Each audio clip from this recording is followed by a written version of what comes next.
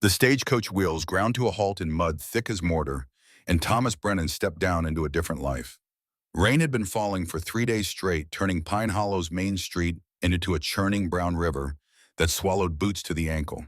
He carried a single weathered pack gripped tight in hands that bore the scars of 20 years working with stone and fire and the unforgiving mathematics of pressure and collapse. The town clung to the mountainside like a man hanging from a cliff, small and stubborn, under the jagged teeth of the Colorado Rockies.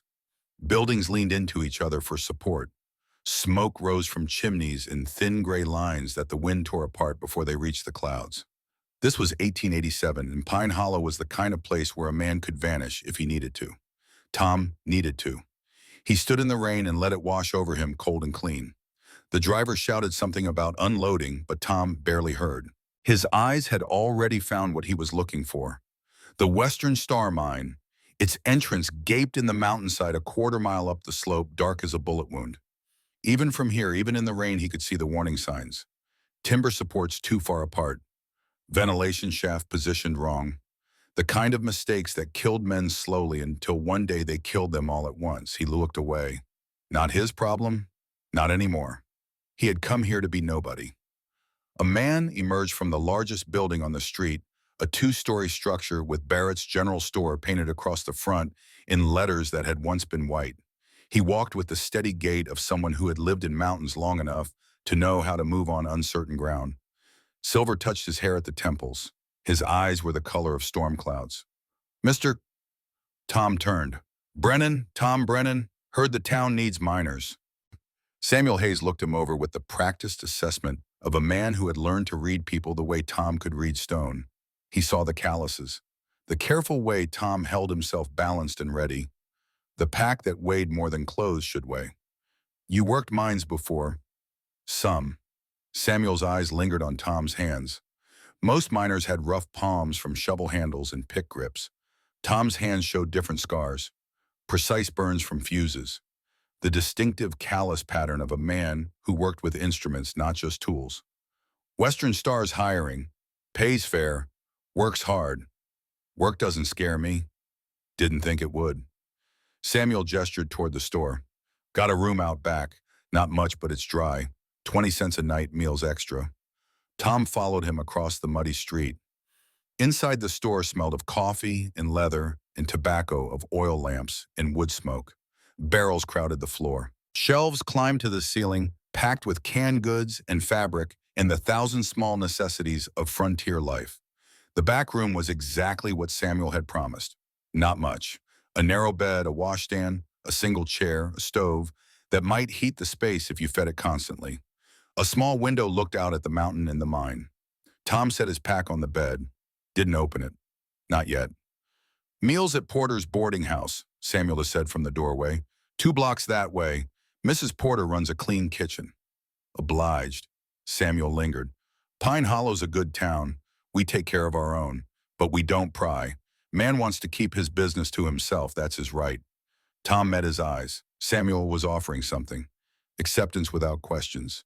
The kind of grace that broken men needed. Appreciated. When Samuel left, Tom sat on the bed and felt the weight of silence. For the first time in 3 years, no one was chasing him. No newspapers, no lawyers. No ghost of Harrison Blackwell's voice promising destruction. Just rain on the roof and the distant sound of the mine, its rhythm like a heartbeat in the mountain. He opened his pack. The tools lay nested in oiled cloth, precise and deadly. Calipers for measuring. Fuse cutters worn smooth from use. A notebook filled with calculations, trajectories, blast patterns. The mathematics of controlled destruction. At the bottom, wrapped in a shirt that still smelled faintly of lavender, a photograph. Margaret smiled up at him, frozen in silver and paper. Daniel stood beside her, 10 years old, and gap-toothed, holding a model bridge they had built together. Tom's hands shook as he lifted the photo. 3 years, and it still hit like a fist to the chest. 3 years, and he could still hear their laughter, could still remember the exact weight of Daniel's hand in his. Gone. Both gone. Same day, same hour.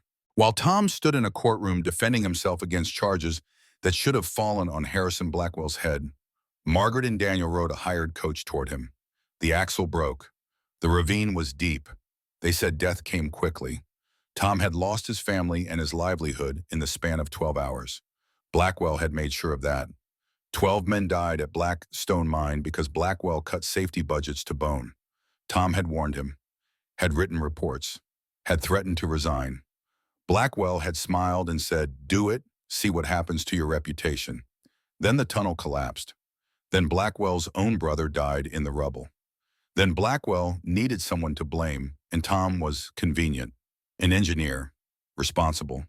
Easier to destroy one man than admit you had murdered 12 to save money. Tom put the photograph back in the pack, closed it, pushed it under the bed. Dr. Thomas Brennan, expert in mining engineering, specialist in controlled demolition, was dead. Tom Brennan, laborer, was all that remained. He lay back on the narrow bed and listened to the rain. Tomorrow he would go to the mine. Tomorrow he would lift rocks and push carts and keep his mouth shut. Tomorrow he would begin the long work of forgetting who he used to be. The first day at Western Star Mine began before sunrise. Tom walked up the muddy slope with 20 other men, their faces still creased from sleep, their breath steaming in the cold morning air. The mine entrance loomed ahead, timber supports dark with moisture, the smell of earth and dynamite, and sweat rolling out like visible fog. Frank Mitchell stood at the entrance checking names against a ledger. He was younger than Tom, maybe 32, with the confident posture of a man who had never made a mistake he couldn't blame on someone else. His voice carried the casual authority of a foreman who expected obedience. "You, new man." Tom stopped. "Brennan. Experience. Enough to do the work." Frank's eyes narrowed. He was used to deference. Tom's tone was neutral, but it lacked the eagerness of men desperate for employment. "You'll haul ore, push carts. Do what you're told. We run a tight operation here. My way or no way." "Understood. Understood." Tom was assigned to the deepest section, the work that broke backs and tested endurance. He pushed iron carts loaded with rock. He hauled timber supports. He worked with the steady, patient rhythm of a man who understood that survival meant conserving energy, measuring effort, lasting the full shift. But he watched. He watched Frank position explosive charges too close to load-bearing supports. He watched ventilation shafts angled wrong, trapping bad air instead of clearing it. He watched timber beams installed at improper intervals, creating pressure points that would fail under stress. He watched and said nothing, because speaking would mean revealing knowledge, and knowledge would raise questions, and questions would lead back to Pennsylvania and Blackwell and the ruin he had fled. Around him, other miners worked with the fatalistic acceptance of men who knew the dangers but had families to feed. They joked to keep fear at bay. They worked fast to finish shifts and get back to daylight. None of them knew they were standing in a trap that would spring eventually, as surely as winter followed autumn. At midday break, Tom sat apart. Owen Blake, a young miner with more curiosity than sense, wandered over with a tin cup of water. "You from out east?" "Yes." "What brings you to Colorado?" "Work." Owen waited for more. Tom offered nothing. After a moment, Owen tried again. "You watch everything real careful, like you're seeing things we don't." Tom looked at him. Owen was maybe 24, bright-eyed, probably somebody's son, probably somebody's hope. The kind of young man who deserved to grow old. Just learning the routine. "Frank says you move like you done mine work before. Says your hands got the wrong kind of scars, though." Tom said nothing. Owen sat down beside him. "Don't matter to me what you done before, but if you see something wrong, you'd say something right. I mean, we all want to go home at the end of shift." Tom thought about 12 men who didn't go home, about timber supports that should have been replaced, about warnings ignored, about the moment the mountain stopped holding its breath and exhaled death. "If I saw something, I'd say something." Owen nodded, satisfied. He left Tom alone after that. The afternoon stretched long. Tom's muscles burned with the good ache of honest labor. His mind, though, never rested. He counted support beams, calculated load distribution, noted fracture lines in the rock face. The mathematics ran constantly, a background calculation he couldn't turn off even if he wanted to. When the shift ended and men streamed toward daylight, Frank called out, "Brennan, hold back." Tom stopped. Other miners passed, giving him curious glances. Frank waited until they were alone. "You got a problem with how I run things?" "No." "Then why you keep looking at the supports like they offend you?" Tom met his eyes. Frank was looking for insubordination, for a reason to assert dominance. Tom gave him nothing. Just careful by nature. Careful's good. Questioning me ain't. You think you know better than 10 years experience?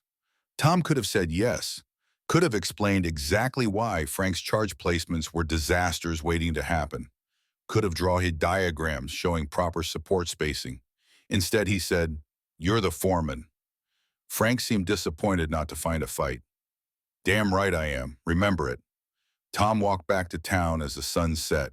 His body was tired, but his mind churned. How long could he stay silent? How many nights could he sleep knowing men were working under conditions that might kill them? The guilt from Blackstone was supposed to be behind him. But here it was again, wearing different faces, speaking with different voices, asking the same question. When you know death is coming, what is your responsibility to strangers? He had no answer.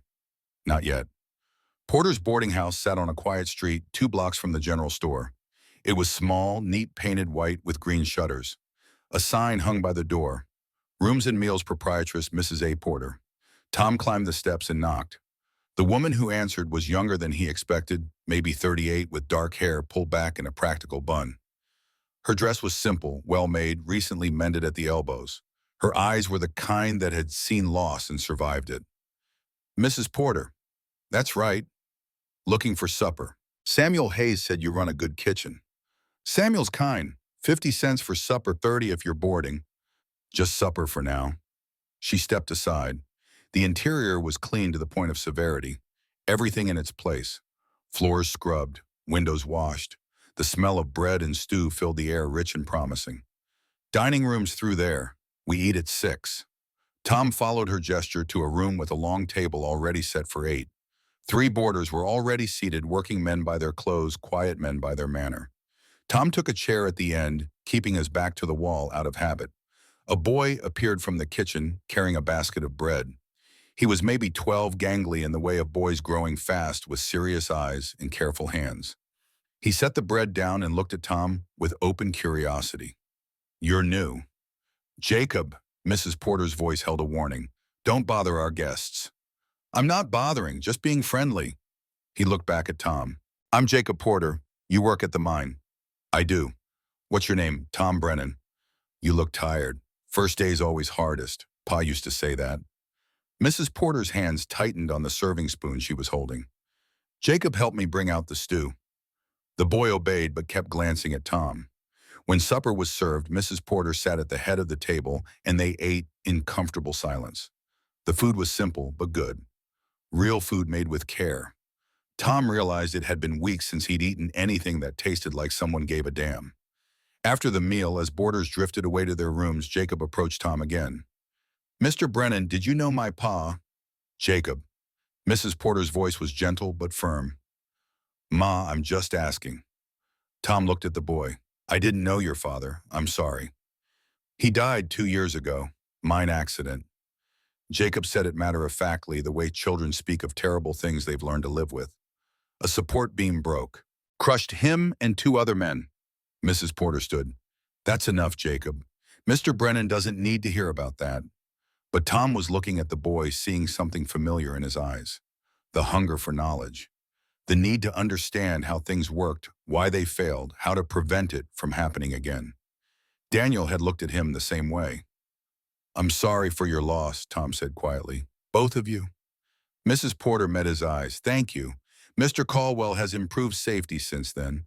But sometimes I wonder if anyone really knows what they're doing down there." Tom knew. He knew exactly what they were doing wrong, but he said nothing. Later, as he prepared to leave, Jacob caught him at the door. "Mr. Brennan, you're different from most miners." "How so?" "Well, your hands, they're not regular rough. They got little scars like from hot things. And you hold yourself like my teacher, like you're thinking all the time. Smart boy, dangerous boy, the kind who noticed things. I just work careful, son." Pa was careful, too. Didn't save him. Tom knelt down eye level with Jacob. The boy's face was so much like Daniel's, it hurt. Same serious expression, same intelligence burning behind the eyes.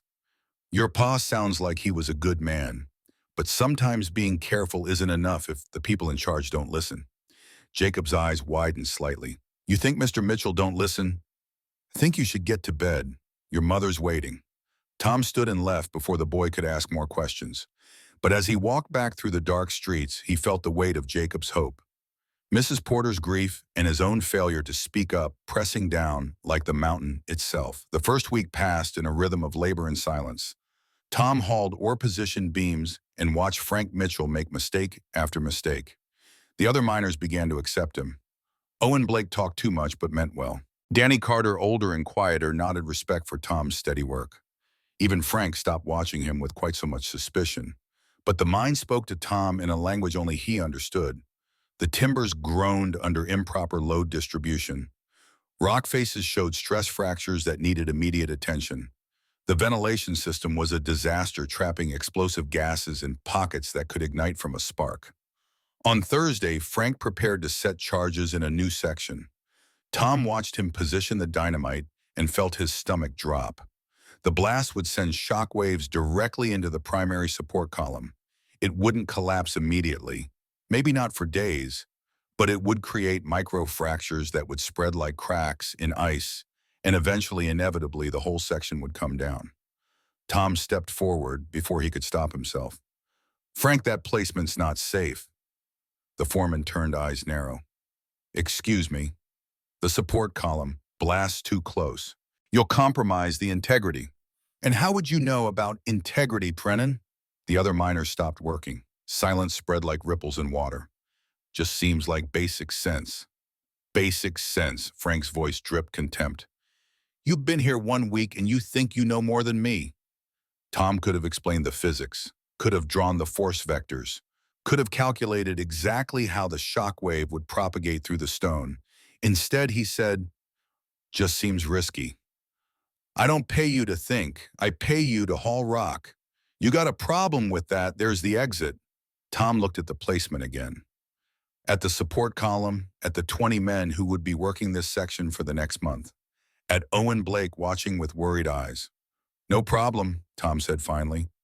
He walked back to his cart, felt the weight of cowardice like a stone in his chest.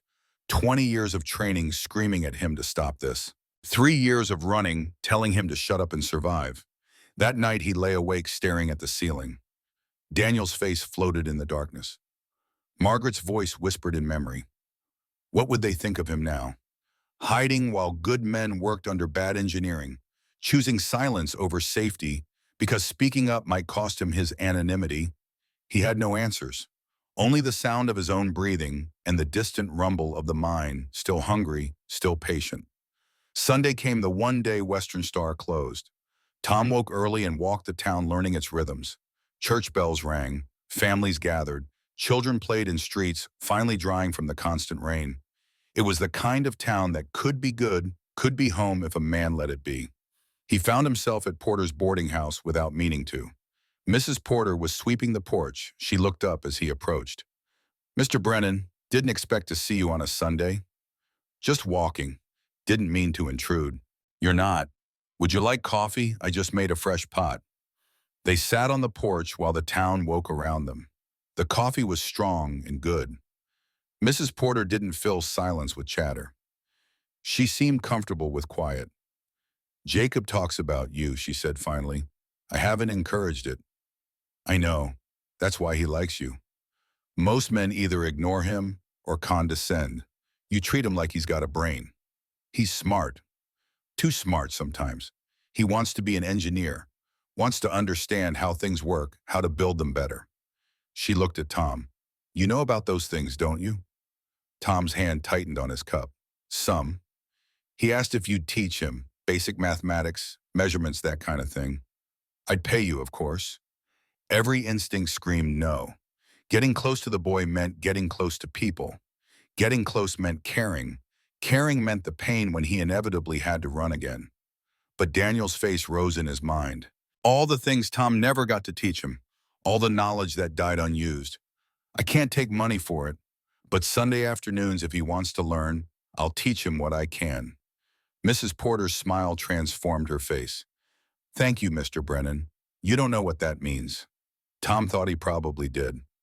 That afternoon, Jacob appeared with a slate and chalk and enough enthusiasm for 3 boys. They sat at the boarding house dining table, and Tom taught him about angles and measurements, about load bearing and distribution, about the basic principles that governed every structure humans built. Jacob absorbed it all with a hunger that hurt to watch. He asked questions that were too good, saw connections that were too quick. Daniel had been like this, brilliant and curious, and doomed to die before he could use any of it. Mr. Brennan, why do some buildings fall down and others don't? Because someone didn't do the math right, or did it right and got ignored. Which is worse, Tom looked at the boy, getting ignored, because then you know it's coming and can't stop it. Mrs. Porter brought them lemonade and cookies. She stood in the doorway watching Tom with her son, and something in her expression made Tom look away. It was too much like hope. That evening, Samuel Hayes found Tom at the general store. Heard you're teaching young Jacob. Sunday afternoons. It's good of you. Samuel leaned against the counter. Tom, I'm going to say something and you can tell me to mind my own business. Tom waited. You're not a regular miner. I knew it the first day. The way you move, the way you look at things. And now watching you with that boy, teaching him things most men don't know. Samuel's eyes were kind but direct. I don't know what you're running from. Don't need to know, but this town could use a man with your knowledge. I just haul rock, Samuel. You do more than that. You see things, like those charges Frank's been setting. I've seen you watching, seen your face when he makes mistakes. Tom said nothing. If you know something that could keep men alive, silence isn't kindness, it's cowardice. The word hit like a slap. Tom's jaw tightened. You don't know what you're asking. I'm asking you to be who you are instead of who you're pretending to be. Samuel's voice softened. Whatever happened before this is now. These are our men, our town. If you can help, we need you to. Tom looked out the window at Pine Hollow, settling into evening. Lamps being lit, families gathering for supper. Jacob probably showing his mother what he'd learned about angles. I had a life before this. Good life. I lost it because I spoke up when powerful men wanted me quiet. I lost my wife, my son, my reputation. Everything. Tom's voice was steady, but his hands shook. I came here to disappear. I understand that. But Tom, if those charges, Frank's setting are as bad as your face says they are, silence means you'll lose these people too. Different how, but just as gone. Samuel left him alone with that. Tom stood in the gathering dark and felt the weight of choice. Stay silent and stay safe. Or speak up and risk everything again. Risk Blackwell finding him. Risk court in lawyers and the destruction he'd barely survived the first time.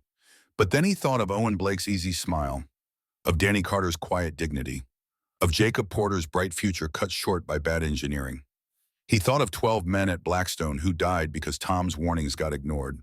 He thought of Margaret and Daniel gone because he wasn't there to check a coach axle. Silence had a bump. It always did. The question was whether he could pay it again. Monday morning came too fast. Tom arrived at the mine with his usual silence but heightened dread. Today, Frank would detonate the charges placed on Thursday. Tom had spent the night doing calculations in his head, trying to convince himself he was wrong, that the placement was fine, that nothing would happen. The math didn't lie. It never did. At 8 o'clock, Frank cleared the section and prepared to light the fuse. Tom stood with the other miners at the safe distance Frank had marked. It wasn't safe enough. Nothing was safe when you gambled with physics and lost. Frank lit the fuse and ran. The miners counted down. The explosion came precisely on time, a deep boom that shook the earth and sent dust billowing from the tunnel mouth. Standard demolition, clean and controlled. Except Tom heard what the others didn't. The deep groan of stressed timber. The settling sound of stone finding new equilibrium. The tiny fractures spreading through the support column like blood through water. All clear, Frank shouted. Back to work. The miners filed in. Tom followed because standing outside would raise questions. But every instinct screamed at him to run. He worked that day in a state of hyper-alert tension, watching the supports, listening to the mountain. Nothing happened. The day ended. The shift changed. Nothing happened. Tuesday, Wednesday, Thursday, nothing happened. Tom began to doubt himself. Maybe he was wrong. Maybe the placement was fine. Maybe years of running had made him paranoid, seeing danger where none existed. Friday morning, clear sky, cold air. Tom walked to the mine with Owen Blake, who was talking about his girl back in Denver, about marriage plans, about building a future. The shift began. Men scattered to their sections. Tom pushed his cart toward the deepest tunnel. At 9:37 exactly, the mountain exhaled. The sound came first. Not an explosion, but a crack, like God breaking kindling. Then the roar. Then the screaming. Tom ran toward the sound against the flow of miners scrambling for daylight. He knew what he'd find. The physics had been clear. The only question was, how many? The section Frank had blasted collapsed like a fist closing. Timber supports snapped. Rock fell in a cascade that seemed to have no end. Dust boiled through the tunnels, choking, blinding. Men ran, men fell, men called names into the chaos. Tom reached the collapse point.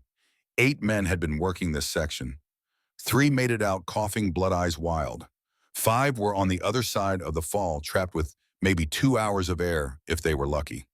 Owen Blake stood at the edge of the rubble, shouting his brother's name. Danny Carter tried to pull him back. Frank Mitchell stood frozen, his face the color of ash. Robert Caldwell, owner of Western Star, arrived running, his fine clothes covered in dust. What happened? Collapse, sir. Frank's voice shook. I don't know how. Tom knew how. He knew exactly how, and he knew that every second of explanation was a second men died. He stepped forward. I can get them out. Every eye turned to him. Caldwell stared. You're a hauler. I'm an engineer, mining engineer, specialist in demolition and rescue. I know how to shore this up. I know how to cut through without causing secondary collapse. But we have maybe 90 minutes before the air runs out. Silence. Then chaos. Who are you? Caldwell demanded. Tom Brennan, formerly chief engineer at Blackstone Mining, Pennsylvania. I warned Frank about that charge placement. He didn't listen. Now 5 men are dying, and we can argue about my credentials, or we can save them. Your choice. But choose fast. Caldwell had looked at the rubble, at the faces of men whose friends were trapped, at Frank Mitchell's obvious guilt, at Tom's steady certainty. What do you need? Tom felt something shift inside him. The man who'd hidden for 3 years stepped back. The engineer who'd spent 20 years mastering his craft stepped forward. 10 strong men, new timber supports, jacks, rope, and dynamite type 2, not type 3. We're going to blast our way through, but it has to be precise. One mistake, and we bury them permanently. Caldwell turned to the assembled miners. You heard him. Move. For the next 73 minutes, Pine Hollow watched Tom Brennan become someone else entirely. He directed men with the calm authority of someone who'd done this before. He calculated angles in his head, called out measurements without instruments, placed charges with the precision of a surgeon. He showed them how to shore supports as they advanced, how to listen to the mountain, how to read the rock. He worked at the head of the line, taking the greatest risk himself, and men followed because he knew what he was doing in a way that transcended doubt. At the 40-minute mark, they heard tapping from the other side. The trapped men signaling they were alive. Tom mapped the sound's location, calculated the remaining barrier thickness, and prepared the final charge. This one had to be perfect. Too weak, and they'd have to try again, burning time the trapped men didn't have. Too strong, and the concussion would kill everyone on both sides. He set the charge himself, cleared everyone back, lit the fuse. The explosion was precise and beautiful. Rock split exactly where Tom intended. The hole was small but sufficient. Air rushed through, voices called out, weak but alive. Tom widened the hole with careful demolition while his crew shored the new opening. 30 minutes later, all 5 trapped men crawled through, exhausted, terrified. The crowd at the mine entrance erupted in cheers. Men grabbed Tom, pounding his back, shouting thanks. Robert Caldwell stood watching with an expression Tom couldn't read. Owen Blake hugged his brother and then turned to Tom with tears streaming. You saved him. You saved Andy. Tom nodded suddenly, exhausted beyond measure. The adrenaline was fading, leaving only the weight of what he'd revealed. Everyone knew now. Tom Brennan wasn't a simple miner. The questions would start. And questions led to answers, led to newspapers, led to Blackwell. He'd saved 5 men and possibly destroyed his own chance at peace. Caldwell approached as the chaos settled. Mr. Brennan, my office, now. It wasn't a request. Tom followed him to the Western Star Administration building. Inside, Caldwell poured 2 whiskeys and handed one to Tom. They drank in silence. Blackstone Mining, Pennsylvania, Caldwell said finally. That was where 12 men died in 1884. Yes. You were blamed for it. Yes. Were you responsible? Tom met his eyes. I warned Harrison Blackwell 7 times about safety issues. I wrote formal reports. I threatened to resign. He said if I walked away, he'd make sure I never worked as an engineer again. Then the tunnel collapsed exactly where I said it would. Blackwell blamed me to cover his own negligence. I lost my license, my reputation, and my family all in one day. My wife and son were traveling to the trial. Coach accident. They died. Caldwell was quiet for a long moment. I'm sorry. I came here to disappear, started calling myself a miner, figured I could push rocks and keep my head down until Blackwell forgot about me. Why did you speak up today? Tom thought about Owen and his brother, about Jacob Porter's father crushed by failed supports, about Margaret and Daniel who died while he was defending himself against lies. Because staying silent didn't bring them back, and it won't save anyone else. Caldwell refilled both glasses. Tom Brennan, I'm offering you a job, Chief Safety Engineer. You'll redesign our entire operation, train our foremen, implement whatever protocols you think necessary. Salary is 4 times what miners make. Blackwell will find out. The newspapers will pick it up. He'll come for me. Then we'll deal with that when it happens. But in the meantime, you'll keep my men alive. That's worth any risk. Tom looked into his whiskey, saw his reflection fractured in amber liquid. The man who ran, the man who saved. Both were him. Both were true. I need to think about it.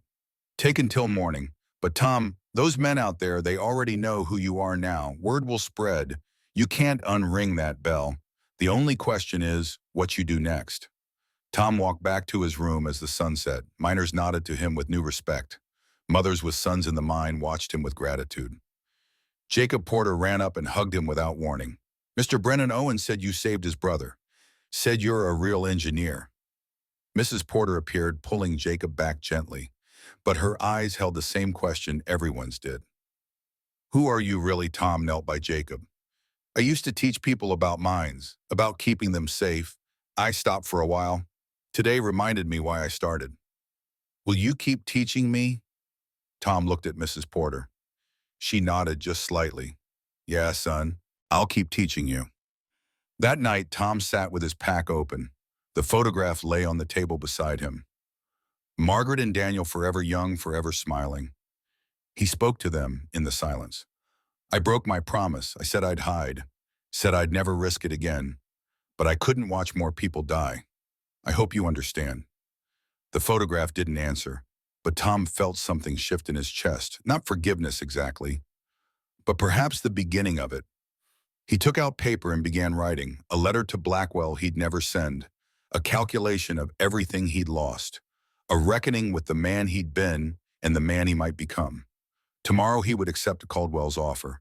Tomorrow he would stop hiding. Tomorrow he would be Thomas Brennan, engineer again. But tonight, in the quiet of his small room, he let himself grieve. For Margaret, for Daniel, for 3 years of running, for the life he'd had and the life he might build. Tomorrow would come regardless. At least now he would meet it standing up. Morning came with the taste of decision. Tom stood at his window watching Pine Hollow, wake smoke rising from chimneys. Miners beginning their walk to Western Star. Different now. Everything different. He was no longer invisible. He found Robert Caldwell in his office before 7, already working through papers, coffee going cold at his elbow. The mine owner looked up when Tom entered. Your answer, I'll take the job, but I need full authority over safety. No interference, no overrides. If I say something's dangerous, it stops until I say otherwise. Caldwell didn't hesitate. Done. When can you start? Already have. First priority is inspecting every tunnel, every support, every ventilation shaft. We shut down sections as needed. Some men won't work for a few days. They still get paid. That'll cost. Not as much as funerals. Caldwell nodded slowly. Frank Mitchell. Needs retraining. He's not malicious, just ignorant. I can teach him if he is willing to learn. And if he's not, then he finds other work. By noon, word had spread through Pine Hollow that Tom Brennan was now chief safety engineer. By evening, the whispers had begun. Who was he really? Where did he come from? Why was he hiding before Samuel Hayes found Tom measuring support beam spacing in Tunnel 3? Town's talking. Expected. Some are saying you must have done something wrong to back east. Otherwise, why hide? Tom marked another measurement in his notebook. Some would be right. I was blamed for something that wasn't my fault. Man with money and lawyers made sure everyone believed his version. You going to tell people what really happened? If they ask directly, I won't lie, but I'm not announcing it. Samuel leaned against the tunnel wall. Tom, small towns need honesty. Secrets fester. Better to put it out yourself than let rumors do it. I'll think about it. But thinking was all Tom did. He threw himself into work, instead cataloging every flaw in Western Star's operation. The list was extensive and troubling. 17 critical issues that needed immediate attention, 42 lesser problems that would become critical if ignored. Frank Mitchell's blast placements had been creating microfractures throughout the mine for months. It was a miracle more men hadn't died. Tom started by redesigning the support system. He taught the crew proper spacing, proper angles, how to read wood grain for weak points. He showed them ventilation principles, how to position shafts to pull bad air out instead of pushing it deeper. He explained blast mathematics, the geometry of controlled explosions. Frank Mitchell attended every lesson. The first day he'd been defensive, arms crossed, jaw tight. But as Tom demonstrated why his old methods were flawed, something shifted. Pride gave way to horror at how many men he'd endangered through ignorance. On the third day, Frank stayed after the others left. I could have killed everyone. Tom didn't soften it. Yes. Why didn't you say something sooner? I was afraid, man. I used to work for it, destroyed my life when I spoke up. Thought staying quiet would keep me safe. Frank looked at the diagrams Tom had drawn. But you spoke up anyway, after the collapse. Couldn't watch more people die for my cowardice. Frank extended his hand. Teach me, really teach me. I don't want to be the reason someone's kid grows up without a father. Tom shook it. Frank Mitchell became his most dedicated student. The evenings belonged to Jacob Porter. Every Sunday and Wednesday, Tom taught the Mo engineering principles. They built models from scrap wood, calculating load distribution, testing theories. Jacob's mind was sharp as cut glass, seeing patterns and connections that took most students years to grasp. Porter watched them work, usually from the kitchen doorway, and Tom felt her presence like warmth from a stove. He tried not to notice how her hair escaped its pins when she cooked, tried not to think about the grace of her hands as she served supper, tried not to feel the loneliness that crept in when he returned to his empty room. He was failing at all of it. 3 weeks after accepting Caldwell's offer, Tom sat on Mrs. Porter's porch after a lesson with Jacob. The boy had gone to bed. The house was quiet. Abigail brought out 2 cups of coffee and sat in the chair beside him. He talks about you constantly. Tom said this. Tom showed me that. You've given him something I couldn't. Just teaching him what I know. It's more than that. Michael, my husband, he was a good man, worked hard, but he didn't have the kind of mind Jacob has. Couldn't nurture it. She looked at Tom. You see my son, really see him. That's a gift. Tom watched the stars emerge. He reminds me of my boy, Daniel. He'd be about Jacob's age now, if he'd lived. What happened? Tom found himself telling her. About Margaret and Daniel, about the trial and the coach accident, about losing everything in the span of hours. Abigail listened without interruption, her face still in the lamplight from the window. I'm sorry, she said when he finished. That's a weight no one should carry alone. Been carrying it 3 years, gets lighter sometimes, heavier others. Michael's been gone 2 years. Some days I can barely remember his voice. That terrifies me. Her own voice was steady, but her hands gripped her coffee cup tight, like I'm betraying him by moving forward. Moving forward isn't betrayal, it's survival. They sat in comfortable silence. Tom realized it was the first time since Margaret that he'd felt at ease beside a woman. Not the fire of young passion, but something warmer and more sustainable. The quiet companionship of 2 people who'd survived loss and understood its cost. Abigail stood to go inside. At the door, she paused. Tom, you're welcome here anytime, not just for Jacob, for yourself too. The words were simple, but their meaning ran deeper. Tom nodded, not trusting his voice. That night, he lay awake thinking about second chances, about whether a man who'd lost everything deserved to find something again, about whether building a new life meant forgetting the old one. He had no answers, but for the first time in 3 years, he wanted them. June arrived with unusual heat. The mountain streams ran low. Pine Hollow's well water tasted of minerals, and something else, something that made people wrinkle their noses but drink anyway because there was no choice. Danny Carter fell sick first. High fever, diarrhea, a rash that spread across his chest like spilled paint. Henry Fletcher, the town's physician, was a competent man in his late 60s whose hands had begun to shake from age and whiskey. He examined Danny and his face went grim. Typhoid fever. The words hit Pine Hollow like a fist. Typhoid meant contaminated water. Contaminated water meant everyone was at risk. Within 3 days, 2 more miners showed symptoms. Within a week, a shopkeeper's wife and her infant daughter. Caldwell called an emergency town meeting. 50 people crowded into the Western Star office building. Fear was a living thing among them, passing from face to face like contagion. Dr. Fletcher stood before them, looking older than his years. The well water's compromised, probably sewage contamination. We need to stop using it immediately. What do we drink? Someone called out. Boiled water from the streams, or water hauled from other sources. For how long? Fletcher had no answer. Tom stood at the back listening. A plan was forming in his mind, built from knowledge gained at Blackstone where they'd face similar contamination. It would require materials, labor, and time they might not have. But it was possible. He raised his hand, heads turned. I can build a filtration system. Sand, charcoal, gravel, pipes to distribute clean water throughout town. It'll take 2 weeks, maybe 3, but it'll work. You're a mining engineer, someone said. What do you know about water? At Blackstone, we had typhoid outbreak in '82. I designed the filtration system that ended it. Same principles apply here. Caldwell nodded. What do you need? Tom laid it out. Materials to be ordered from Denver, labor from the mine, a location for the main filtration tanks near the stream. The crowd listened, hope beginning to edge out fear. It'll cost, Tom said. Few $100s for materials, labor time that could be spent mining. Caldwell didn't blink. Do it. Whatever it costs, Western Star pays. The next morning, Tom began work on saving Pine Hollow a second time. He sketched designs on paper calculating flow rates and filtration capacity. He needed the water to pass through layers of progressively finer material, each stage removing smaller contaminants, until what emerged was clean enough to drink safely. The materials arrived from Denver by freight wagon: sand and gravel and activated charcoal, iron pipes and junction valves. Tom supervised construction of 3 large tanks positioned in a cascade down the hillside using gravity to move water between stages. Jacob appeared every day after school, eager to help and learn. Tom showed him how to calculate pipe diameters based on flow requirements, how to seal joints against leaks, how to test water quality using simple chemical indicators.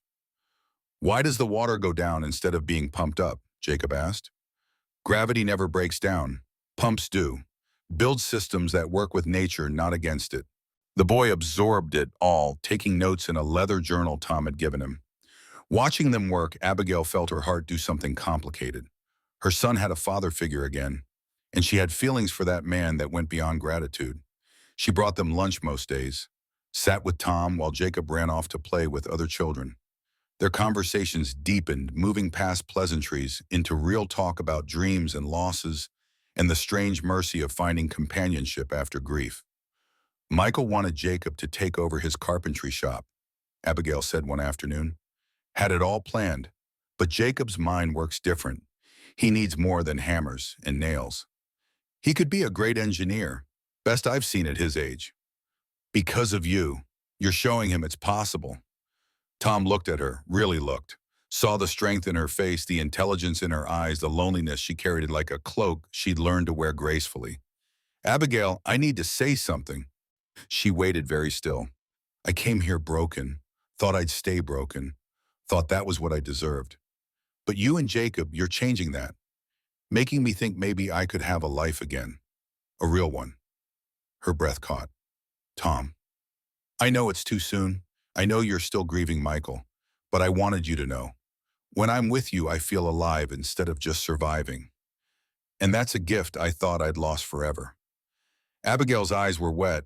She reached across the space between them and took his hand. Her touch was warm and real and grounding. It's not too soon. I've been feeling it too. Scared to name it. Scared it meant I didn't love Michael enough. You can love what you had and still want what comes next. They're not the same thing, but they're both real. They sat holding hands while construction continued around them. Not kissing, not rushing, just being together in the acknowledgement of possibility. That evening, Jacob approached Tom as he packed tools. Mr. Brennan, can I ask you something? Always. Do you like my ma? Tom knelt down eye level with the boy. Honesty seemed important here. I do, very much. How do you feel about that? Jacob was quiet for a moment. Pa's been gone 2 years. Ma cries sometimes when she thinks I'm sleeping. I want her to be happy again. And if I was part of that happiness, then I'd be glad. You're already teaching me like a pa would. Maybe you could be that for real. Tom's throat tightened. I'd be honored, Jacob, but we take it slow. Let things develop naturally. No rushing. Okay, Jacob grinned.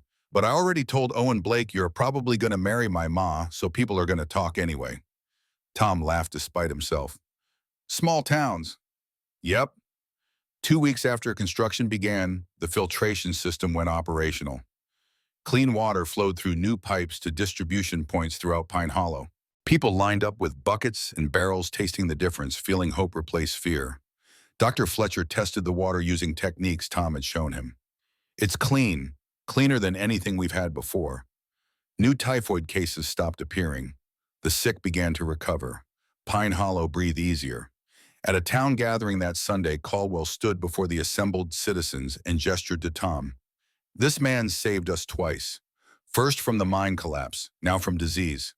Tom Brennan's not just our safety engineer, he's our guardian angel. Applause rolled through the crowd. Tom stood uncomfortable with the attention, but accepting it because rejection would insult their genuine gratitude.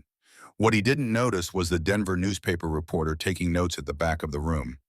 The article appeared 3 days later in the Rocky Mountain News. Mining town saved by brilliant engineer Tom Brennan, chief safety engineer at Pine Hollow's Western Star Mine, has become a local hero through quick thinking and technical expertise. After preventing a catastrophic mine collapse that saved 5 trapped miners, Brennan recently designed and built a water filtration system that ended a typhoid outbreak threatening the entire town. Town owner Robert Caldwell credits Brennan with revolutionizing safety practices at Western Star. We've had 0 deaths since Mr. Brennan took over. That's unprecedented in Colorado mining. Brennan, who previously worked at Blackstone Mining in Pennsylvania, brings decades of engineering experience to the small Colorado community. Samuel Hayes brought the newspaper to Tom's office, his face troubled. Tom, you need to see this. Tom read it twice. His hands didn't shake, but his stomach dropped like a stone down a shaft. Blackwell has connections in Denver, business partners. He'll see this within a week. Maybe he's forgotten about you. Men like Harrison Blackwell don't forget. They collect grievances like other people collect stamps. Samuel sat down heavily. What will you do? Tom looked out the window at Pine Hollow going about its business, at Jacob walking home from school, at Abigail hanging laundry in her yard, at the life he'd started building from ruins. I'll wait. When he comes, and he will come, I'll face him standing up this time. The telegram arrived on a Tuesday morning, delivered to Caldwell's office. Caldwell brought it to Tom personally, his face grim. To Thomas Brennan, Pine Hollow, Colorado, from Harrison Blackwell, Pittsburgh, Pennsylvania. I know where you are. I'm coming with lawyers and federal marshals. You will answer for your crimes against 12 men and their families. Justice delayed is not justice denied. Tom read it standing in the tunnel where he'd been inspecting new support installations. The words were expected, but still hit like physical blows. He's coming, Tom said quietly. Caldwell took the telegram back. When boss? Soon. He's not patient. Maybe 2 weeks. What do you need? I need the town to know the truth. All of it, before Blackwell arrives with his version. That evening, Caldwell convened another town meeting. This time, everyone came. The hall was packed, people standing in doorways, children sitting on the floor. Tom stood at the front beside Caldwell, feeling the weight of every eye. Caldwell spoke first. "You all know Tom Brennan saved 5 trapped miners, built our water system, made Western Star the safest mine in Colorado. What you don't know is that a man from his past is coming here to destroy him. Tom asked to tell you his story before that man arrives. I think we owe him the courtesy of listening." Tom stepped forward. His voice was steady, stripped of emotion, just facts presented like an engineering report. He told them about Blackstone mining, about Harrison Blackwell's cost cutting, about 7 written warnings ignored, about the collapse that killed 12, including Blackwell's own brother, about being made the scapegoat, about the trial, about Margaret and Daniel dying while he defended himself against lies. He told them about running, about hiding, about coming to Pine Hollow to disappear. "Harrison Blackwell is coming here with federal marshals," Tom finished. "He has money and lawyers and powerful friends. He'll tell you I'm a criminal who caused the deaths of good men. He'll say I fled justice. Technically, he's not wrong. There's a warrant. I did run." The hall was silent. "But I'm telling you the truth now because this town gave me a second chance. You trusted me with your lives. You deserve honesty in return." Tom's voice caught slightly. "If the marshal takes me, I understand. But I wanted you to hear my side first." He sat down. The silence stretched. Then Owen Blake stood. "Tom, you saved my brother's life. Saved mine too, probably. I don't care what some rich man says. I know what I saw." Danny Carter rose. "You stopped the typhoid. My little girl is alive because of that filtration system." One by one, miners and their families stood. Testimonials piled up. Lives saved. Lessons learned. A town transformed from dangerous to safe in 3 months. Finally, Abigail stood with Jacob beside her. Her voice was clear and strong. "Mr. Brennan taught my son more than engineering. He taught him that doing the right thing sometimes costs everything. That courage means standing up even when you're afraid." She looked directly at Tom. "My husband died because safety wasn't a priority. Tom made it one. He's a good man who suffered an injustice. I stand with him." Jacob added, "Me too." Caldwell rose. "All in favor of standing by Tom Brennan when Blackwell arrives." The response was unanimous. Not a single dissent. Tom felt something break and reform inside his chest. These people barely knew him. But they'd seen his work, seen his character through action, and they chose to believe him. Samuel found Tom after the meeting as people milled around offering support. "You need a lawyer." "Can't afford one." "You're not paying, I am, and Caldwell's contributing, and half the town already pledged money." Samuel gripped Tom's shoulder. "You stood alone last time, not this time." The lawyer arrived from Denver 3 days later. Gerald Morrison was 60 years old with a face like weathered granite and eyes that missed nothing. He'd built his reputation defending unpopular causes and winning through meticulous preparation. He spent 2 days interviewing Tom, taking notes, building the case. On the 3rd day, he sat back and stated his conclusions. "Blackwell scapegoated you. The evidence is clear. Your warning reports his budget cuts the timing and location of the collapse. You were right, he was negligent, and he destroyed you to avoid responsibility. Can you prove it? I can cast enough doubt to prevent conviction.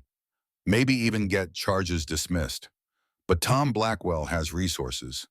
This won't be easy." "Nothing worth doing ever is." Morrison smiled grimly. "I like you, Brennan. Let's make that son of a bitch regret coming after you." Tom spent the next week preparing. Morrison had him write detailed accounts of every warning he'd issued at Blackstone. They tracked down 3 surviving miners willing to testify that Tom had fought for safety. They compiled Tom's work at Pine Hollow as evidence of character. Frank Mitchell came to Tom's office one evening.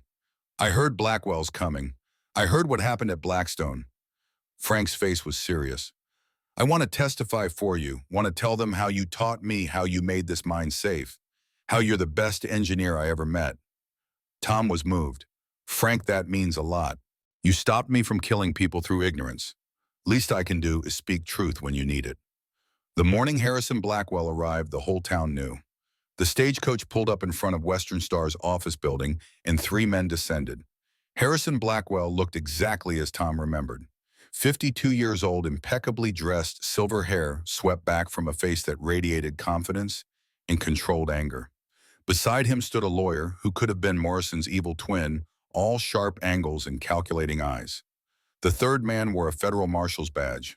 Tom stood outside Caldwell's office, flanked by Morrison Samuel and a dozen miners who'd appointed themselves unofficial bodyguards. Abigail and Jacob watched from Porter's boarding house porch a block away.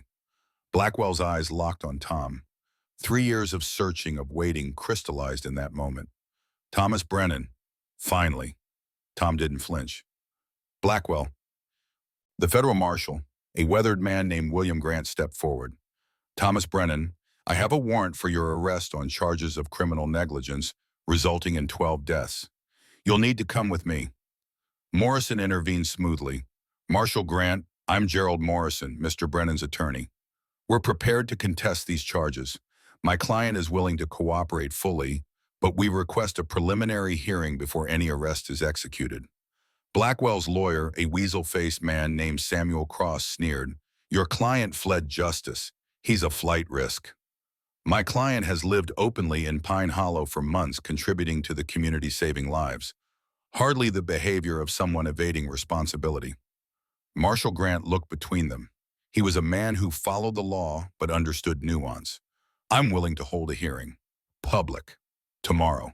Both sides present evidence. Then I'll decide about the arrest. Blackwell wasn't satisfied.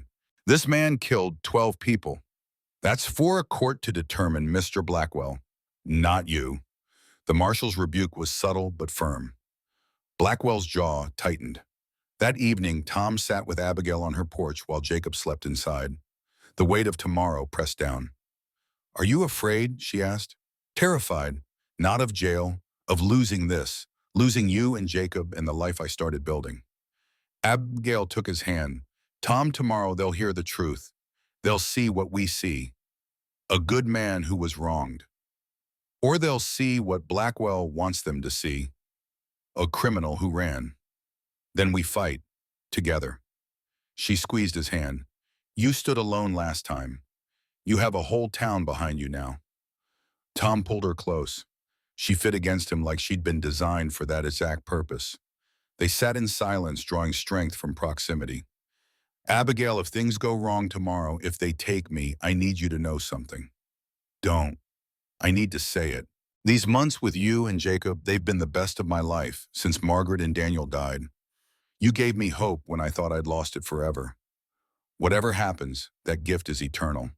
Abigail turned to face him fully. Her eyes were fierce. Thomas Brennan, you listen to me. Tomorrow you walk into that hearing and you tell your truth. You show them the man who saved 8 miners and ended a plague.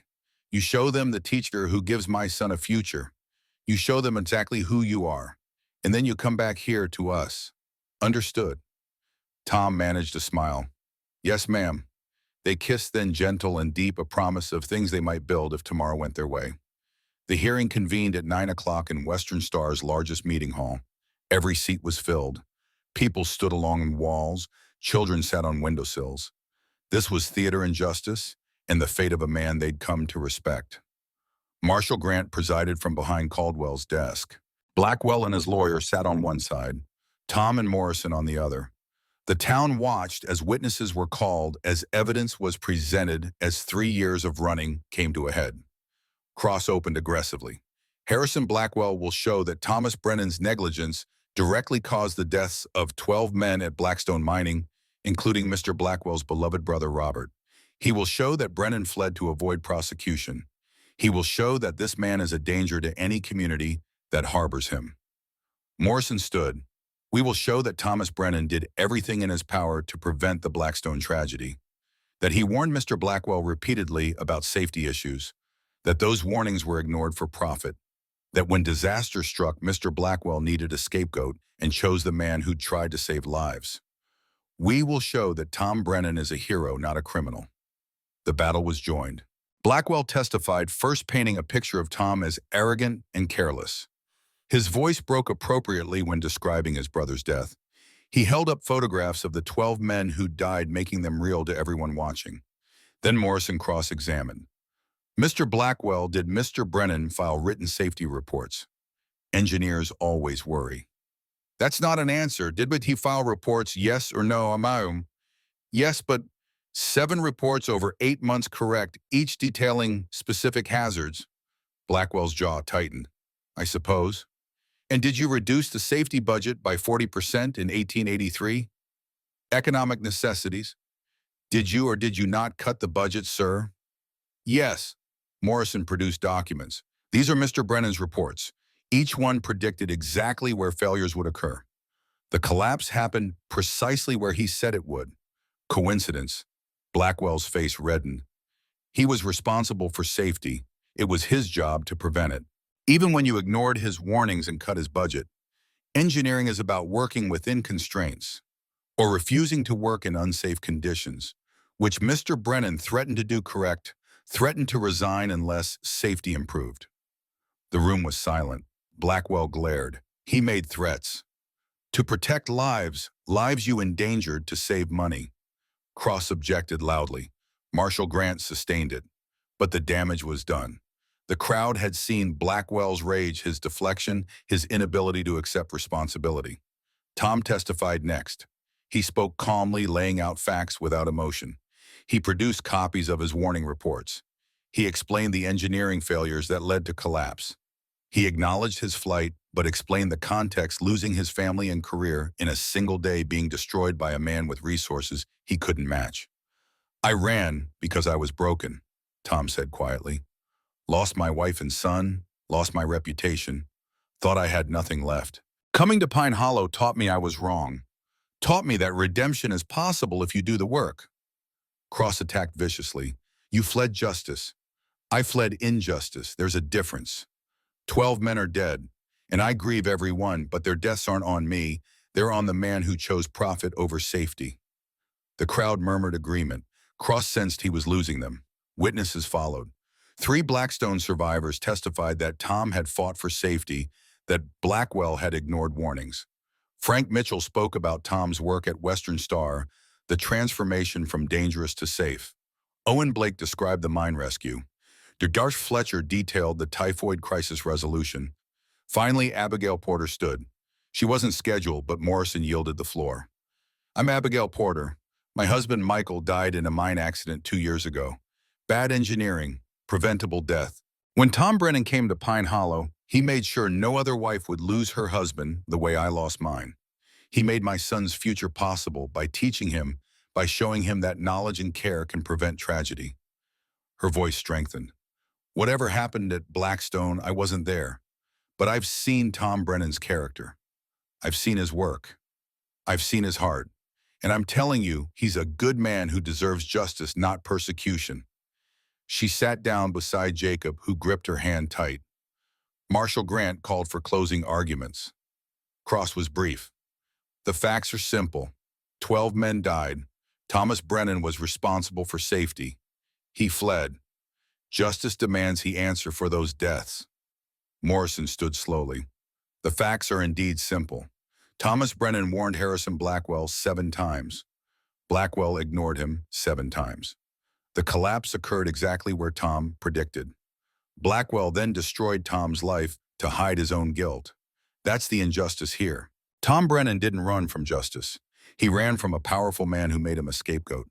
This hearing is Mr. Blackwell's second attempt to destroy a man who dared tell him he was wrong. Marshall Grant leaned back, thinking. The room held its breath. I need time to consider. Hearing adjourned until tomorrow morning. That night, Pine Hollow waited. Tom sat with Morrison going over contingencies. If Grant ruled for arrest, they'd fight extradition. If Grant dismissed charges, Blackwell would likely pursue civil litigation. Either way, the battle wasn't over. Near midnight, Abigail appeared at Tom's door. She'd left Jacob with Mrs. Chen. She stepped into his room and closed the door. Whatever happens tomorrow tonight is ours. They held each other in the darkness, finding comfort in proximity, in the simple human need for connection. They didn't speak. Words were inadequate. Instead, they breathed together, hearts beating in synchronized rhythm, 2 people who'd found each other in the aftermath of loss. Morning came too fast. Tom Morrison and what felt like the entire town returned to the hearing hall. Marshall Grant sat behind the desk. His decision made his face unreadable. I've reviewed all evidence, he began, considered all testimony. The law is clear. Thomas Brennan was chief engineer at Blackstone. 12 men died on his watch. There's a legal argument for negligence. Tom's stomach sank. However, Grant's voice hardened. The evidence also shows Mr. Brennan did everything possible to prevent this tragedy. He warned, he reported, he threatened to resign. Mr. Blackwell ignored those warnings for financial reasons. When disaster struck, he blamed Mr. Brennan to protect himself. Grant looked at Blackwell. Sir, your brother died because you valued money over safety. That's a burden you'll carry forever. But destroying Tom Brennan won't ease it. He turned to Tom. Mr. Brennan, you should have fought these charges 3 years ago instead of running. But I understand why you didn't. Loss and grief and injustice broke you. You ran to survive. Grant stood. The warrant is dismissed. Charges are dropped. Thomas Brennan is a free man. The room erupted. Tom sat frozen, unable to process. Free. Actually free. Blackwell stood face purple with rage. This is an outrage. I'll appeal. Mr. Blackwell, Grant's voice cut like steel, if you pursue this further, I'll investigate whether you should face charges for the Blackstone deaths. I'd think carefully about your next move. Blackwell stared, impotent fury radiating from him.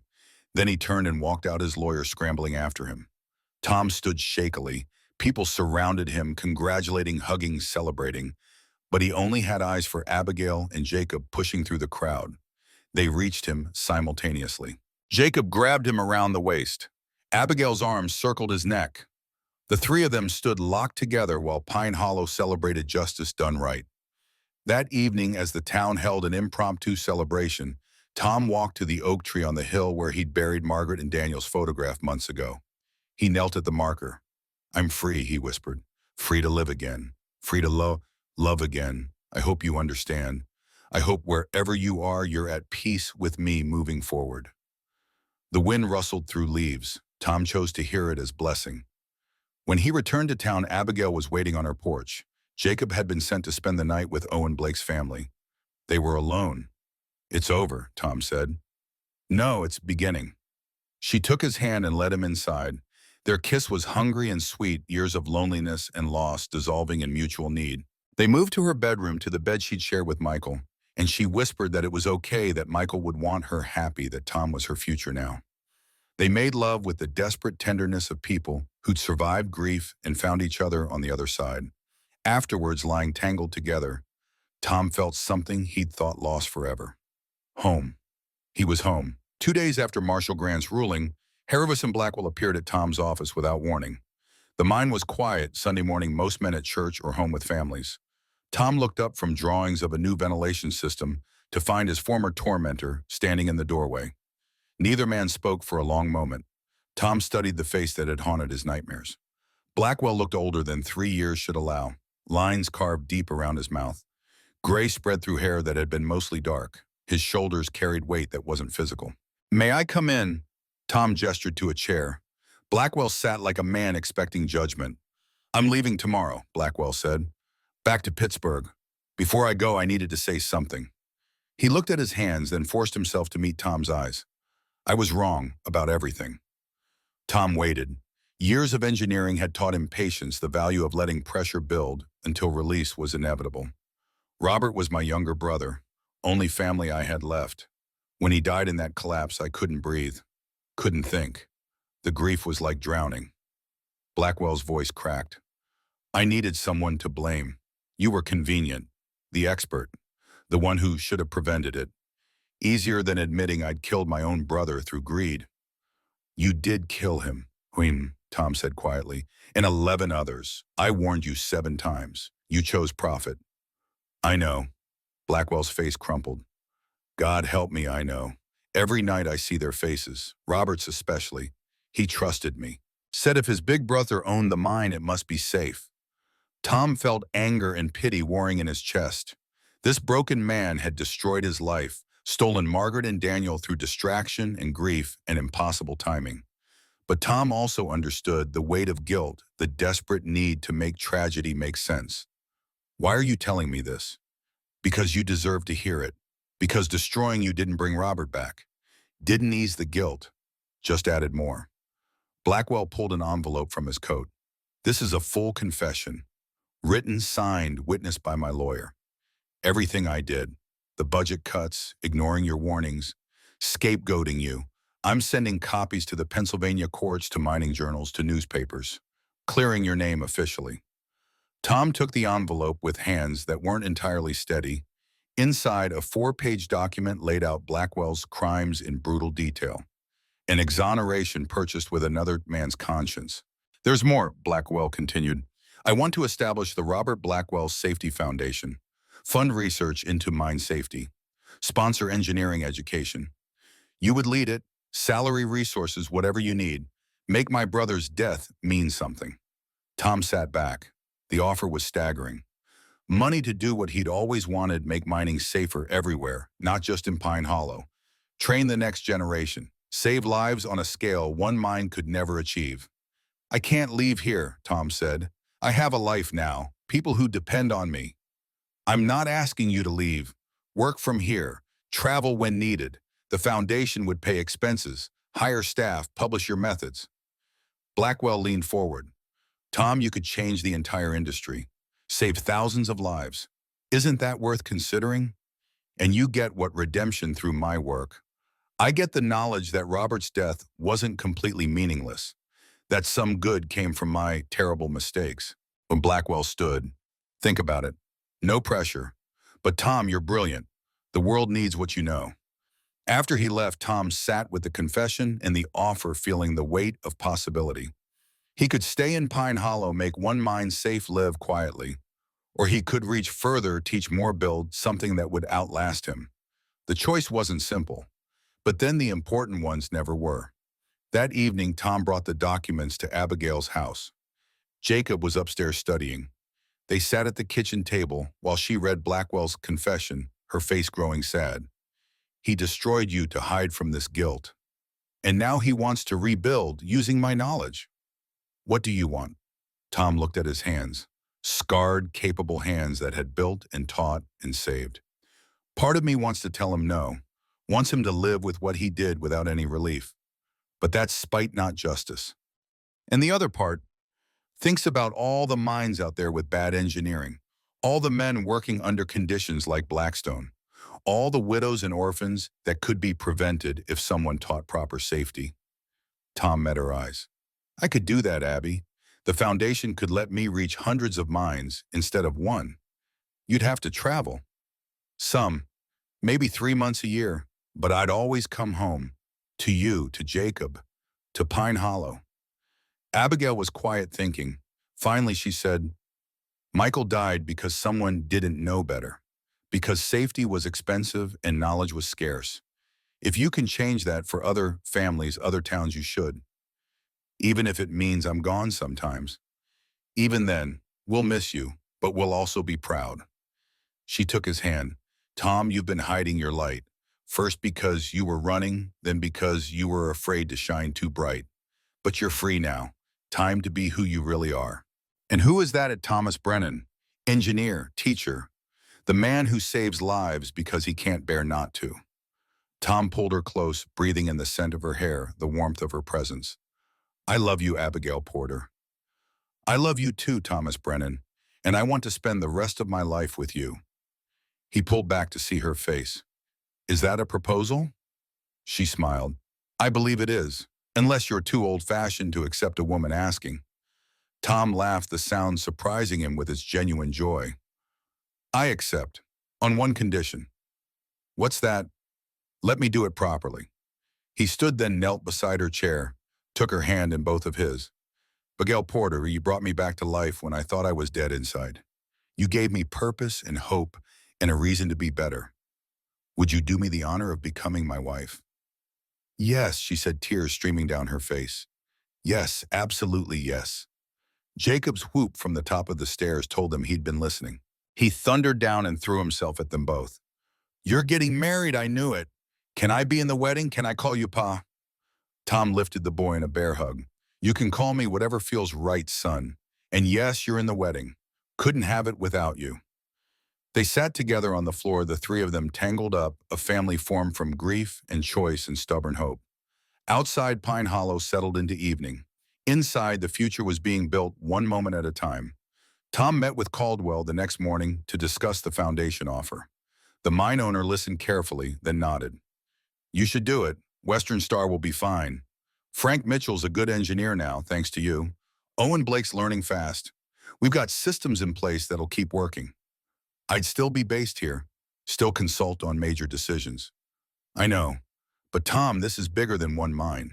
You've got knowledge that could save thousands of lives.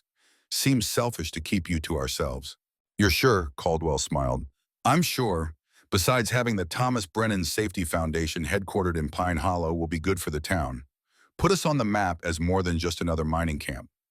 Tom sent a telegram to Blackwell that afternoon. 3 words I accept. Conditions to follow. The conditions were simple. Tom would remain in Pine Hollow as primary residence. Foundation would pay for an office and laboratory here. Travel would be limited to 3 months annually. All research would be published freely, not hoarded. And Tom would have final say on all Foundation decisions. Blackwell agreed to everything. Within 2 weeks, the Robert Blackwell Safety Foundation was established with Tom as director. Money arrived to set up proper facilities. Orders went out for testing equipment, reference materials, instruments Tom had only dreamed of having. The foundation would sponsor research, publish findings, and offer free training to any mine that wanted to improve safety. Tom's first act was hiring Frank Mitchell as associate engineer. The younger man had transformed from arrogant to humble, from ignorant to knowledgeable. He deserved the opportunity to grow further.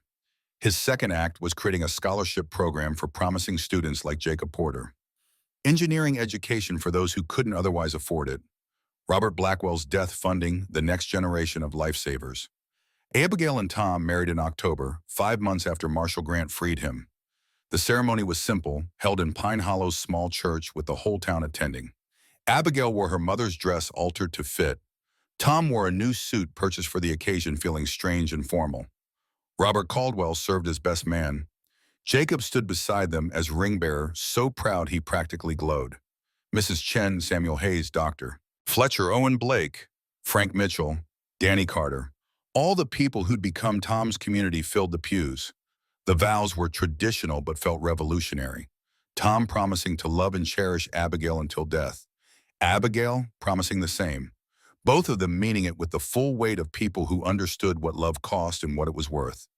When the Reverend pronounced them married, Tom kissed his wife with the gentle reverence of a man given an undeserved second chance. The congregation erupted in applause. At the reception in the town square, food and music and celebration flowed like water. Tom danced with Abigail, feeling clumsy and happy. Jacob cut in, wanting to dance with his new father. Tom obliged, letting the boy stand on his feet like Daniel used to do. The memory didn't hurt this time. It felt like blessing, like Margaret and Daniel saying this was good and right and exactly what should happen. As the sun set, Tom found himself alone for a moment with Samuel Hayes. You look happy, Tom. I am. Didn't think I could be again. Grace is funny that way. Shows up when you stop looking for it. Samuel smiled. You've done good here. Changed this town. Changed yourself. Town changed me more than I changed it. Maybe it was mutual. They stood watching the celebration, 2 men who'd both found redemption in Pine Hollow's stubborn soil. Tom and Abigail moved into a small house on the edge of town, close enough to walk to work, but far enough for privacy. Jacob had his own room for the first time in his life. Tom set up a workshop in the barn, filled with tools and drawings and the instruments of his trade. Life settled into rhythm. Tom worked at the foundation office during the day, designing safety protocols, writing training manuals corresponding with mines across the country. Evenings belonged to family, supper with Abigail and Jacob, teaching sessions at the dining table, quiet time on the porch after Jacob went to bed. Once a month, Tom traveled to inspect mines or deliver training. He was gone 3-4 days at most. Each time he returned, Abigail and Jacob met him at the stagecoach stop, and coming home felt like a physical relief. The foundation grew. By the end of the first year, 47 mines had adopted Tom's safety protocols. Death rates dropped dramatically wherever his methods were implemented. Mining journals published his research. Other engineers wrote seeking advice. Tom was becoming known, but this time for the right reasons. Not as a scapegoat, but as an expert. not as a man who fled, but as a man who fought to make dangerous work safer. Jacob thrived under Tom's teaching. At 13, the boy could calculate load distributions, design basic structures, understand principles that most adults never grasped. He devoured books on engineering, mathematics, physics.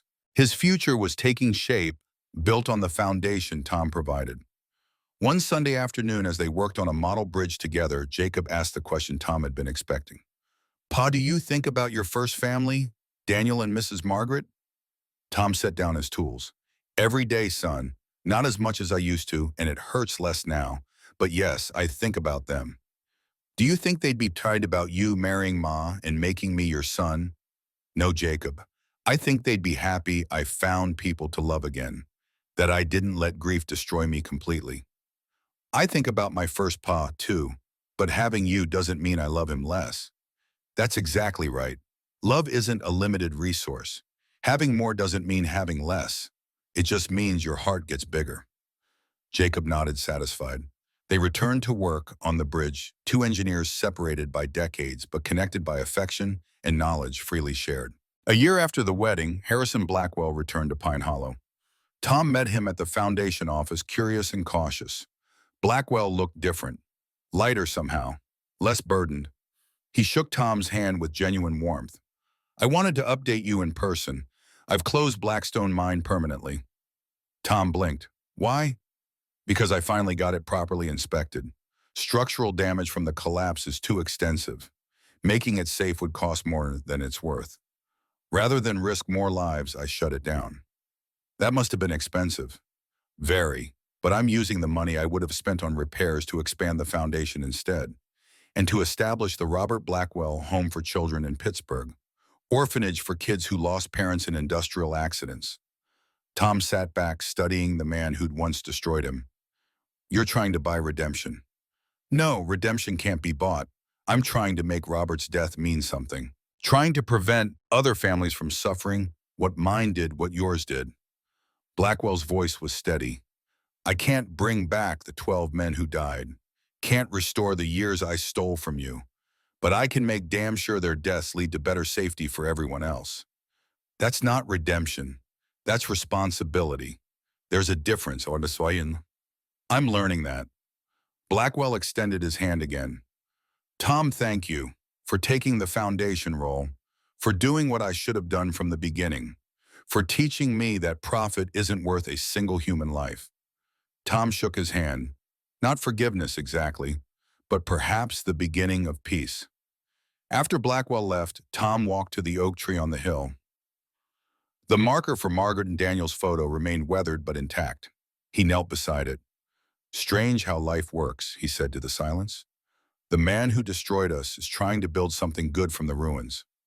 I don't know if that balances the scales, but I think it's worth acknowledging." The wind moved through the leaves. Tom chose to hear it as agreement. 5 years passed in the rhythm of work and family. The foundation grew to employ 12 people, all based in Pine Hollow. Tom's safety protocols became industry standard across Colorado and spreading to other states. Death rates in participating mines dropped by 60%.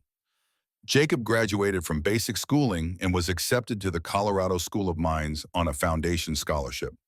At 18, he was tall and serious and brilliant, so much like Daniel that Tom's heart ached with pride. The evening before Jacob left for college, they sat on the porch while Abigail packed his trunk inside. "Nervous?" Tom asked. "Terrified? Excited? Both." "That's normal. College is where you learn who you are separate from family." Jacob was quiet for a moment. "Pa, when I finish, I want to come back. Work with you at the foundation. Continue what you started." Tom felt his throat tighten. "Jacob, you don't have to. You could work anywhere, do anything." "I know, but I want to work here. Want to make Pine Hollow proud. Want to honor both my fathers, Michael, who gave me life, and you who gave me purpose." Tom pulled his son close. "Not by blood, but by choice, which sometimes mattered more. Your fathers are already proud. Both of them." Abigail joined them, sitting on Tom's other side. The three of them watched the sun set over Pine Hollow, over the mine that had brought them together, over the life they'd built from pieces of broken hearts. "We did good," Abigail said softly. "We did." Tom agreed. The foundation's success brought attention. In 1893, the U.S. Department of Labor invited Tom to Washington to consult on federal mine safety legislation. He spent 2 weeks in the Capitol meeting with politicians and bureaucrats, explaining how simple changes could save thousands of lives. The Federal Mine Safety Act passed with Tom's recommendations at its core. Mandatory inspections, required safety equipment, standards for ventilation and support structures. Everything Tom had fought for at Blackstone now law across the nation. When he returned to Pine Hollow, the town threw a celebration. Tom stood before his neighbors, uncomfortable with the praise but accepting it because rejection would insult their genuine pride. "This isn't just my achievement," he said. "It's ours. This town believed in me when I didn't believe in myself, gave me space to heal and grow and work. Every life saved by that legislation is partially yours because you made this possible." The applause was deafening. Jacob graduated from the School of Mines at 22, top of his class. He returned to Pine Hollow as Tom had hoped, joining the foundation as junior engineer. Father and son worked side by side, Tom teaching the deeper knowledge that couldn't be found in textbooks. Western Star Mine celebrated its 10th year without a fatality. Frank Mitchell, now chief engineer, credited everything to Tom's foundational work. Other mines across Colorado sent representatives to study Western Star's methods. Pine Hollow had become synonymous with safety, the town that learned the hard way and then taught everyone else. Tom was 57 when the letter arrived from the Department of Labor, an official invitation to serve as senior advisor on industrial safety.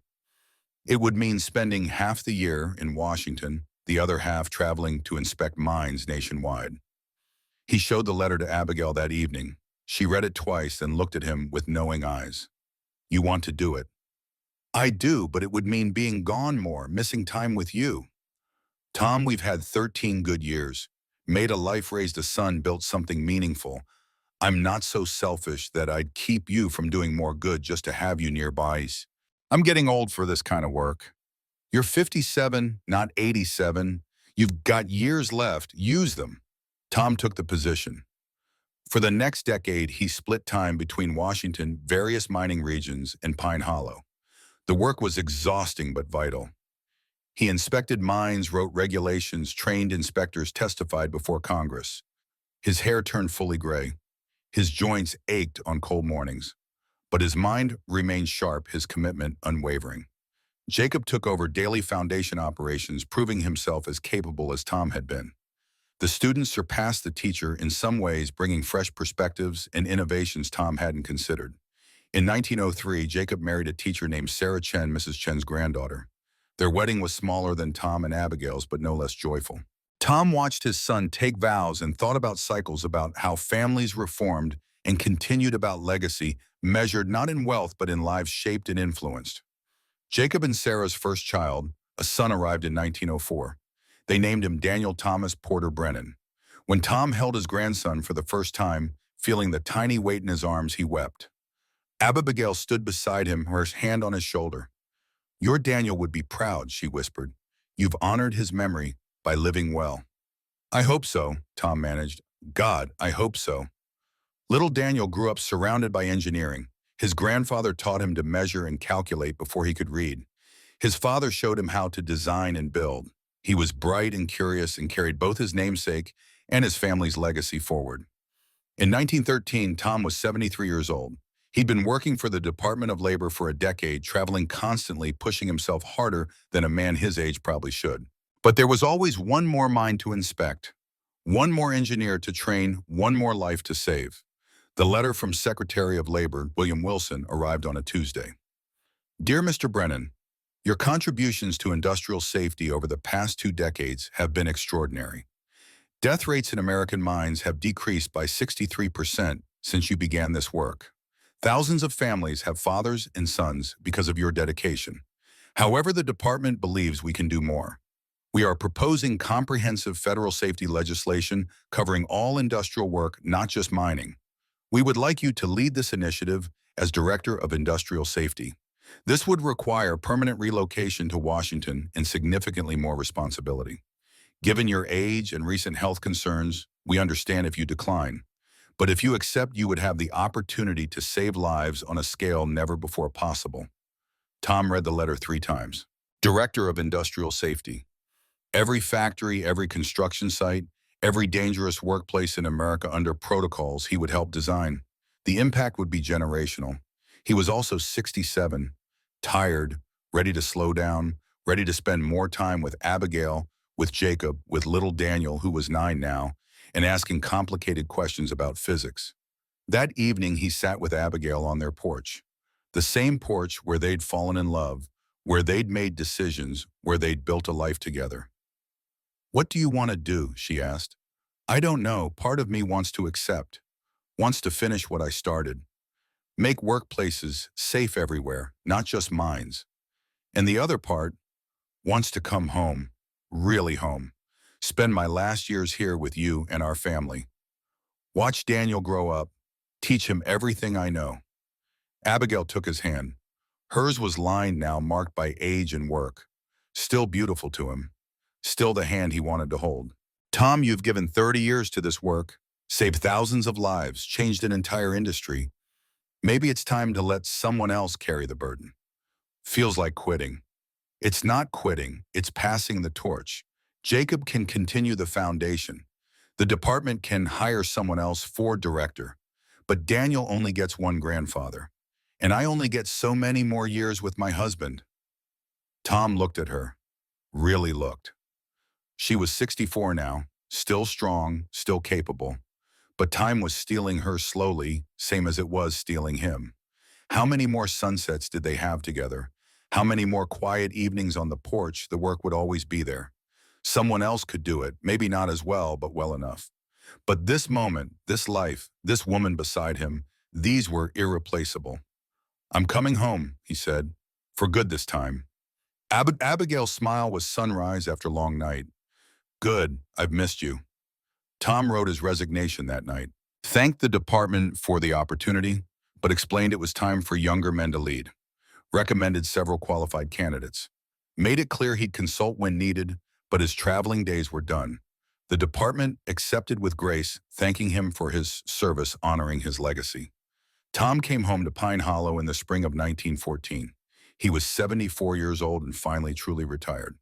The town threw a celebration. The street where he'd first arrived as a broken man, hiding from his past, was renamed Brennan Avenue. A plaque was installed at Western Star Mine commemorating his work. The foundation erected a monument honoring the 12 men who died at Blackstone, their names carved in stone so they'd never be forgotten.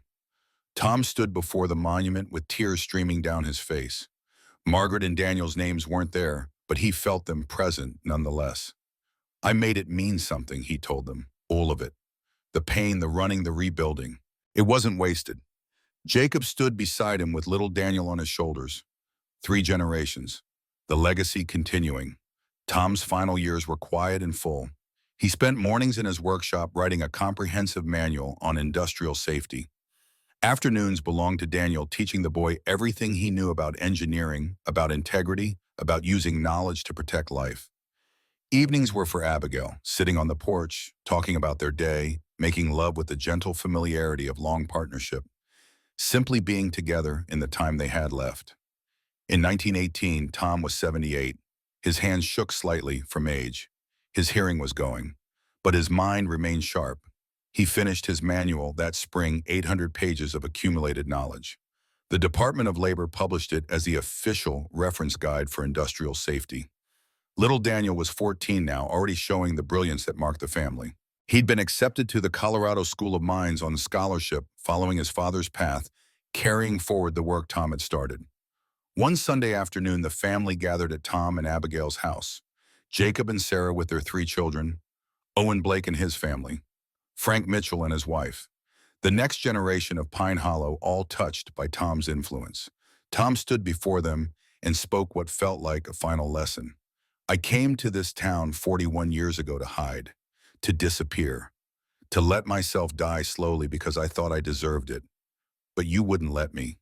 You saw who I could be and demanded I become it." He looked at each face. "I've learned that legacy isn't what people remember about you after you're gone. It's what you teach them to do while you're here. Every mine that runs safer because someone learned my methods, that's legacy." Every engineer who saves a life because I taught them how, that's legacy. Every child who grows up with a father because workplace safety improved, that's legacy. His voice strengthened. You are my legacy. All of you, not just Jacob and Daniel, but this whole town.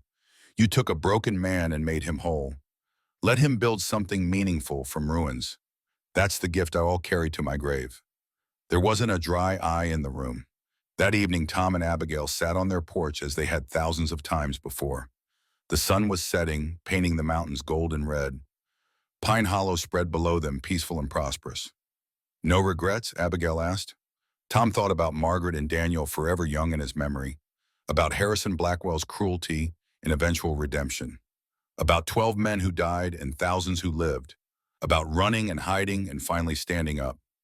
Some regrets, he said honestly. Wish I'd fought Blackwell from the start. Wish Margaret and Daniel were here to see what I built. Wish I'd found Pine Hollow sooner. But regrets are just proof you live fully enough to make mistakes. I'd rather have regrets than emptiness. Abigail leaned into him. I love you, Thomas Brennan. I love you too, Abigail Brennan. They sat in silence as stars emerged, two people who'd found each other in grief's aftermath and built something beautiful from shared scars. In 1923, Tom was 83 years old. His body was failing, but his spirit remained strong. Little Daniel, now 19, graduated top of his class from the School of Mines. He'd already been offered positions at 3 major mining companies and the Department of Labor. He turned them all down. I'm staying in Pine Hollow, he told Tom, going to run the foundation like you and Dad did. Going to keep teaching, keep improving safety, keep saving lives. Tom gripped his grandson's hand. Proud of you, boy. So damn proud. I'm standing on your shoulders, Grandpa. Everything I know, everything I am, comes from you. Then use it well. Make it count. I will. I promise. Tom died peacefully in his sleep. That October, Abigail beside him, his family surrounding him. The whole town mourned. Flags flew at half-mast. The mine shut down for the day in his honor. At his funeral, Jacob spoke. My father, Tom Brennan, saved my life before I knew it needed saving. He taught me that knowledge is responsibility, that those who understand danger have an obligation to prevent it, that redemption is possible for anyone willing to do the work. He looked at the casket. Pa, you came here broken. You leave having mended not just yourself, but countless others. Rest now, you've earned it. They buried Tom on the hill beneath the oak tree beside the marker, where he'd once buried Margaret and Daniel's photograph. The headstone read simply, Thomas Brennan, 1846 to 1923, engineer, teacher, father, he made it safe. Abigail lived another 5 years, dying peacefully in 1928 at 79. She would buried beside Tom, their hands eternally reaching across the small space between stones. The Robert Blackwell Safety Foundation continued under Daniel's leadership. By 1950, it had expanded to cover all industrial safety exactly as Tom had dreamed. Death rates in American workplaces dropped to historic lows. Daniel Thomas Porter Brennan died in 1963, having spent his entire career in his grandfather's footsteps. His own children continued the work. The foundation still operates today, still saving lives, still teaching Tom's principles to new generations. In Pine Hollow, Brennan Avenue remains the main street. The Western Star Mine, closed now for decades, stands as a museum to mining history. A statue of Tom Brennan stands at its entrance, forever 47 years old, holding blueprints and wearing the determined expression of a man who refused to let tragedy have the final word. Visitors come from across the country to learn about the engineer who transformed industrial safety, about the man who came to a small Colorado town to hide and instead found purpose. But those who knew him, those who heard the stories passed down through generations, they know the real legacy. Thomas Brennan taught that broken people can heal. That failure isn't final. That one person properly positioned and properly purposed can change thousands of lives. He taught that running from pain doesn't heal it. Standing up and facing it does. He taught that love doesn't end when loss comes. It just changes form, finding new expressions in new people if you're brave enough to let it. Most importantly, he taught that legacy isn't about being remembered. It's about teaching others to do good work that continues after you're gone. In workshops and classrooms and mining offices across America, engineers still reference Brennan's principles, still calculate the way he taught, still prioritize life over profit because one stubborn man made that the standard. That's legacy, not monuments or plaques or streets named in your honor. It's the quiet accumulation of lives, saved knowledge, passed forward, and the insistence that every person matters enough to be protected. Tom Brennan learned that lesson in pain, taught it in love, lived it completely. And somewhere in whatever comes after he rests, knowing his life meant something, that the grief and loss and running all led somewhere good, that he made it count.